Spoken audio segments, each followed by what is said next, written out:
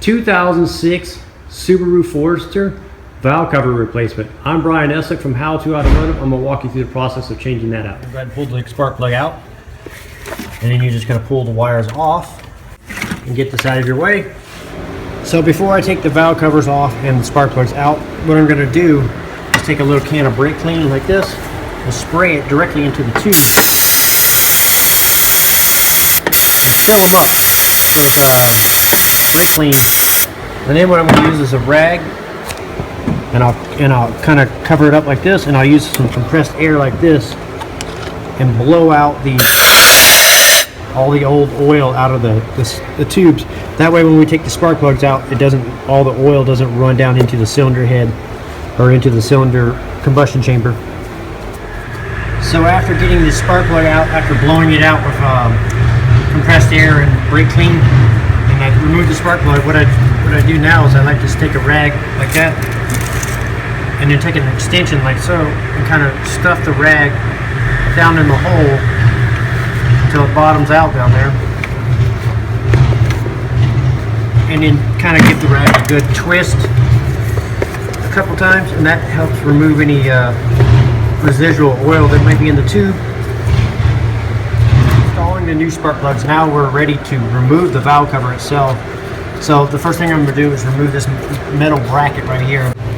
So after removing the two bolts here and here, there's going to be another bolt right here so you follow the bracket down on the side here, and it's just underneath this wiring harness right here. So you can maneuver this wiring harness out of your way a little bit, and then use a 12mm wrench, and you can get to it and crack it free. And then one right underneath the PCV hose, so you can go ahead and remove the PCV hose now, squeezing it and pulling it off like that. And then there's going to be a 12mm bolt right there, so go ahead and remove that, and then this bracket will come off. Okay, after getting the bracket off, now we need to get the 6 bolts that hold the valve cover on. So there's going to be one here, and one here, and then pretty much the same thing below on the valve cover. So there's going to be 3 on the bottom. You can get to them from up top with the little extensions and ratchets. It's a little difficult from up top, but since I have a rack here at the shop, I'm going to lift it up in the air to get to the bottom 3 bolts. But if you're doing this at home, you can do it with with just different extensions and a 10mm bolt and ratchet.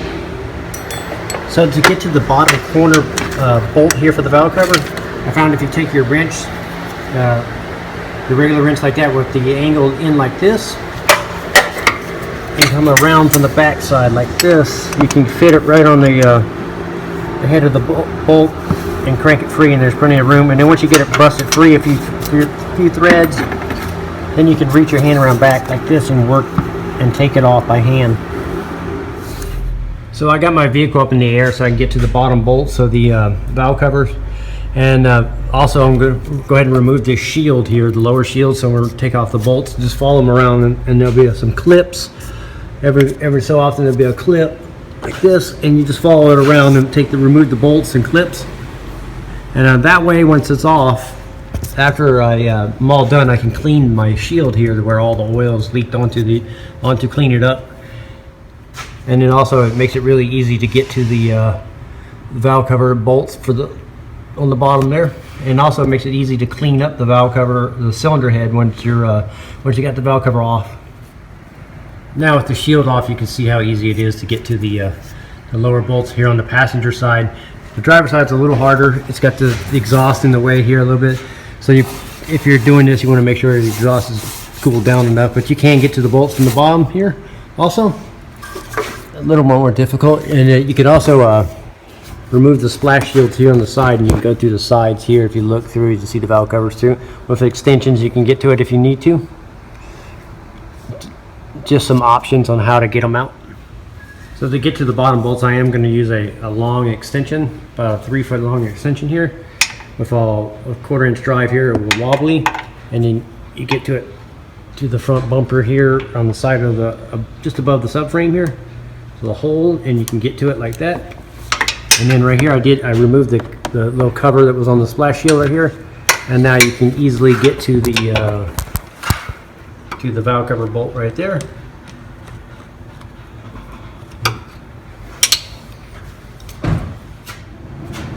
So to get to the far back bolt on the valve cover that's kind of behind the bracket here, the way I did it is, if you see I have a regular wrench in there, and the way I did it was I put the wrench on. So what I did was I went with my hand around the frame here like this. If you can see, my hand goes around the frame, and then I put it on the corner of the bolt, and then I was able to crack it free a couple threads, and then with my hand reaching around the frame like this, I'm able to stick my hands in there and spin the bolt off.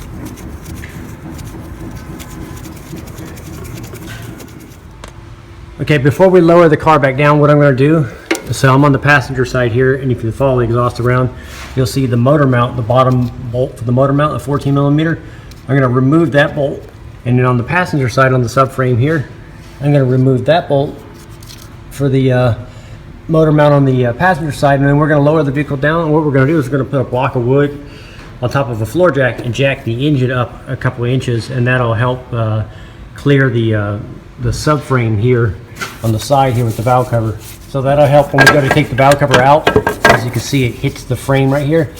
And by jacking the engine up a couple inches, that'll allow us to clear everything here and get the actual valve cover out of the car. So now I'm going to put a piece of wood on top of my floor jack, roll it under the car, and I'm going to put this directly underneath the oil pan. So it's directly under the oil pan. I'm going to jack the engine up just a couple inches, like so. You don't want to go super far, just a couple inches, and that'll give you enough clearance to get the valve cover out of the car.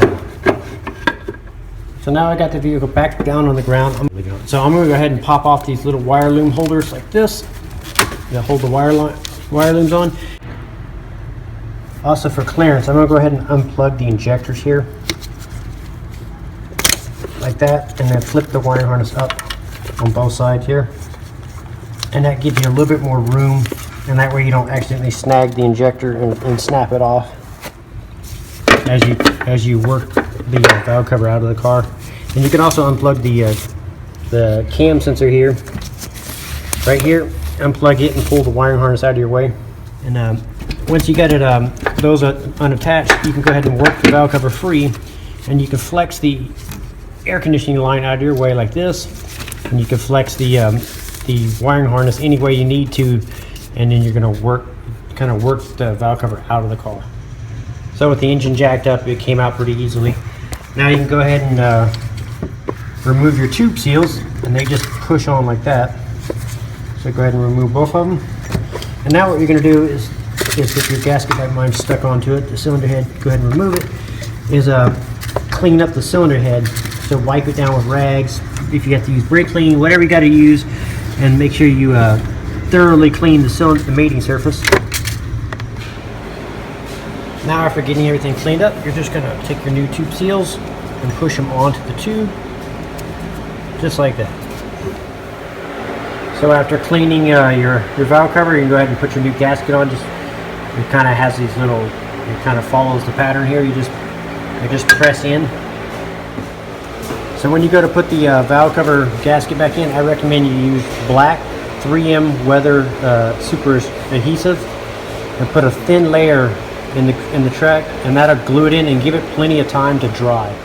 You don't need a thick bead, just a little bit in there. That's all you need. So now we're going to go ahead and reinstall the driver's side valve cover here, and you may want somebody to help you hold things out of your way, like maneuver the air conditioning line a little bit out of the way, move whatever works best for you. So I'm going to slip it in. I'm going to slip it in under the cable like this, and slip it around the corner.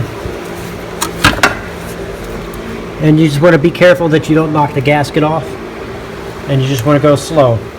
Now that you got the valve cover back in there, you just want to double check with a mirror, make sure you didn't knock the gasket off. And if that's good, then you can go ahead and install your bolts, and 6 bolts, and tighten them all up. So after getting all 6 of the bolts tightened on the valve cover, go ahead and re-plug in your cam sensor and your injectors.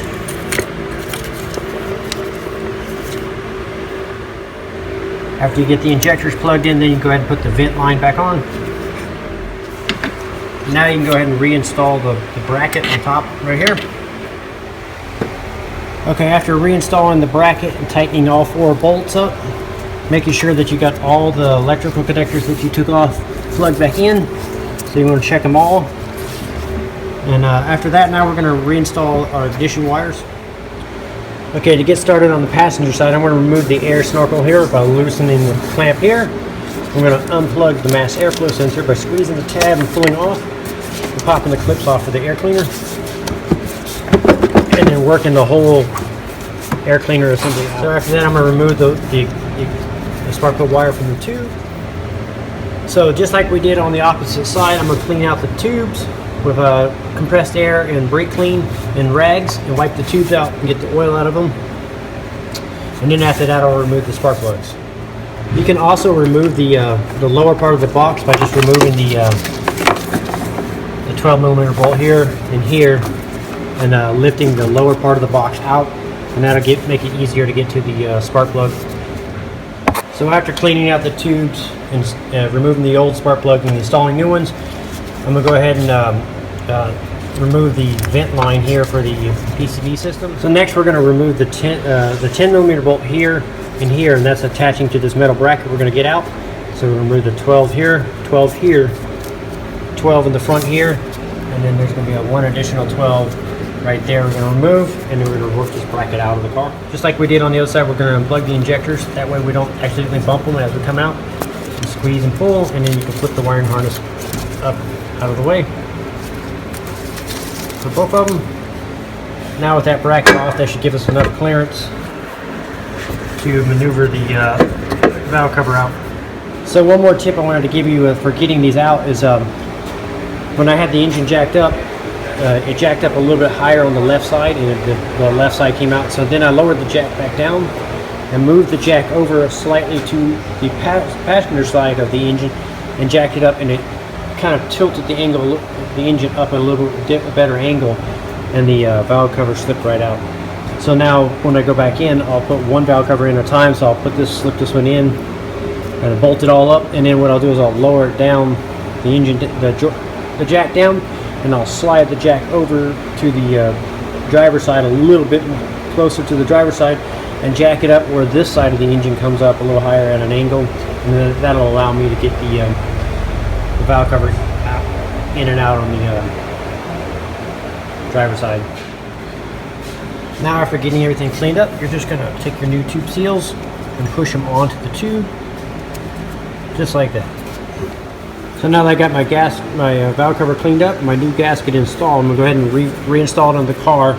I also like to do one last light wipe with a rag around the mating surface, all the way around, even underneath, before I install it. And then what I'm going to do is just very carefully work really slow and put the new valve cover. One of the techniques I use to double check my gasket is a mirror, like so. And I'm going to follow all around the edge of the valve cover and make sure you can see the gasket in the mirror. Okay, after getting the valve cover re-secured, now you're going to go ahead and put this bracket back on. But before you do that, you want to go ahead and plug the injectors back in. Now after reinstalling the bracket and the injector wires, go ahead and install the vent tube back on. So now we're ready to go ahead and install our ignition wire. So now that I got my vehicle back in the air, and if you look at the motor mounts, they're slightly off. They're hanging on, sitting on the frame a little bit on both sides. So what I'm going to use is a piece of wood and a pole jack and lift the engine up a little bit and kind of massage the engine with pry bars back into the area, and then I'll lower the engine back down. So to get the motor mounts to line back up with the slots on the subframe here, like so, I'm going to use a pry bar. And the motor mounts themselves have a little bit of flex and play in them. So what I'll do is I'll put the pry bar in between there and pry it over, and then I'll lower the pole jack here down, and that'll allow the holes to line up. Now once you get them stabbed through, go ahead and tighten them up, and go ahead and put your lower shield back on. Brian Esser from How To Automotive. I'd like to thank you guys for watching our videos.